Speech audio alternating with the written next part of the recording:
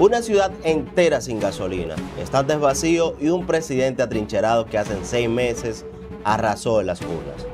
Eso es Bolivia hoy, y la causa no es ni siquiera lo que te imaginas, ni siquiera es ideología. Es que el país se quedó sin un solo dólar para pagar la gasolina que anteriormente regalaba. Igualito que nosotros. Quédate que lo que se está cocinando hoy en el mundo es de tu entero interés. Dígase que hay más de 100 puntos de bloqueo en 7 de las 9 departamentos del país, la capital y el Alto, prácticamente aislada del resto de Bolivia y de la frontera con Perú y Chile. Supermercado con la vitrina vacía, gasolinera seca y en medio de eso lo más grave. Al menos 5 personas resultaron muertas, varias de ellas porque los bloqueadores no dejaron pasar las ambulancias. Las pérdidas económicas ya superan los 1.700 millones de dólares, aunque el sector privado habla de 1.900. Y ayer, mientras el país se paralizaba, el presidente le renunciaron 2 ministros de los más importantes, Educación y Defensa. Los transportistas le pusieron un ultimátum que vence justamente hoy. Despeja la vía o vienen más medidas.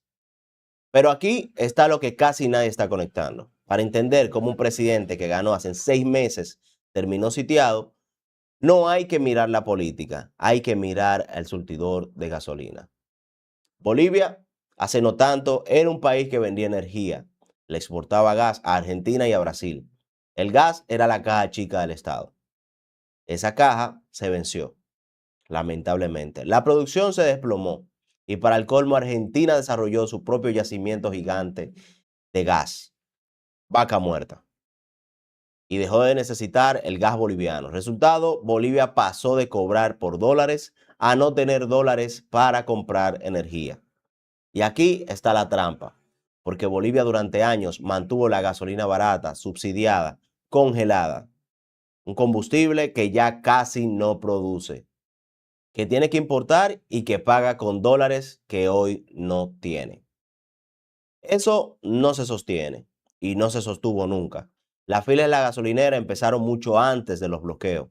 La escasez de combustible es una de las primeras demandas que sacó a la gente a la calle. Rodrigo Paz no inventó esta crisis, para nada. Es una crisis heredada. Bolivia arrastra 2 años seguidos de economía en contracción, la peor en 4 décadas. Pero un tanque vacío explica el enojo, no explica el porqué de ese enojo o por qué se volvió contra él tan rápido. Para eso hay que entender una transición política afuera de Bolivia que casi nadie está contando.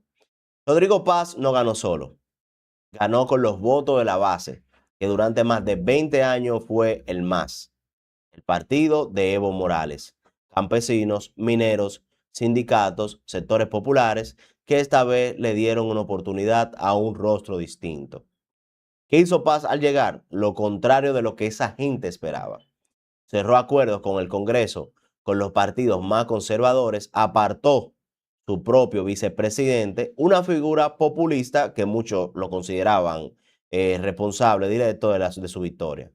Y el gobierno, según sus críticos, de espalda a los sindicatos y a los organizadores y organizaciones que lo pusieron donde hoy está. Así que la ecuación se invirtió. La misma base que lo eligió hace 6 meses es la que hoy bloquea las calles y pide su renuncia. No piden otra cosa.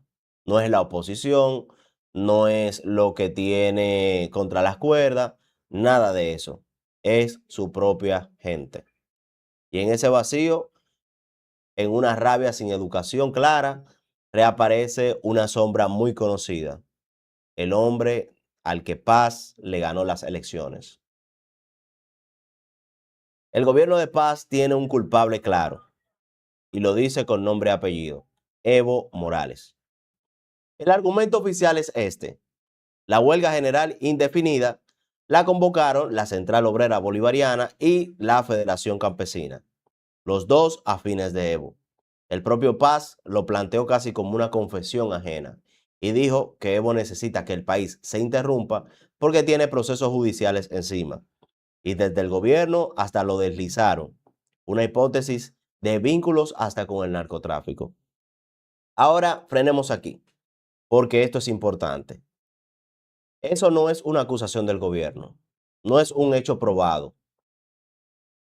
Y conviene recordar otra cosa. Desde el 2024, Evo perdió buena parte de su capacidad de movilización fuera de sus bastiones, incluso dentro del movimiento popular, y hay quien dice que esta crisis es más grande que cualquier líder. Pero hay una capa que sí es innegable.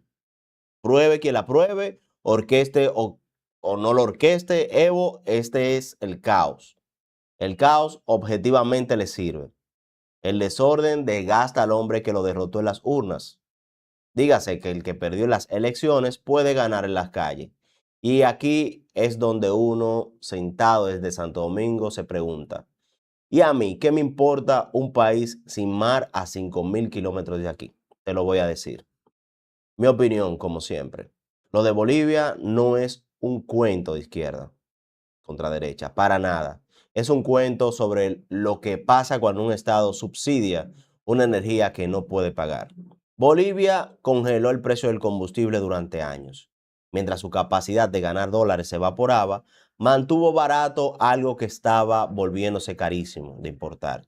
Y el día de hoy, el día que se acabó la plata, se secaron los surtidores y se le llenaron las calles al presidente. Ahora míranos a nosotros, República Dominicana. No producimos una sola gota de petróleo, lo importamos absolutamente todo y nuestro gobierno hace de tripa corazón cada semana para hacer exactamente lo mismo que hizo Bolivia. Congelar los precios en la bomba a punta de subsidio. Una semana son 1.900 millones de pesos y otra semana son 180.000 millones. En lo que va del 2026 ya pasamos los 17.000 millones de pesos solo en subsidiar combustible.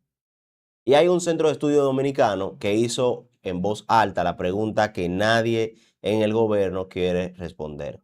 ¿Hasta cuándo aguanta el congelamiento si el barril vuelve a subir? Pero ojo, no estoy diciendo que nosotros somos Bolivia, para nada, no lo somos. Tenemos una economía más diversa, más fuerte, reserva más sana, pero el mecanismo de fondo es la misma. Subsidiar una energía que no produces no es una solución, es un reloj. Bolivia acaba de mostrarnos cómo suena la alarma cuando ese reloj llega a cero. Y esa es la verdadera noticia de hoy. No se trata de Evo, no se trata de más nadie, se trata del tanque vacío. En resumen, un presidente que ganó con el 55% está sitiado en 6 meses, no por la oposición, sino por un tanque vacío o por una de las bases que sintió traicionada. Y mientras tanto, el que perdió las elecciones espera en la esquina.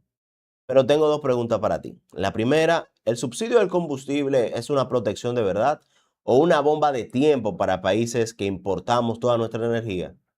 Y segundo, si la paz cae, ¿quién gana de verdad? ¿El pueblo o el que perdió las urnas? Déjame tu análisis en los comentarios. Recuerda, yo soy Cristian y esto es Green Politic. Nos vemos mañana en un próximo video.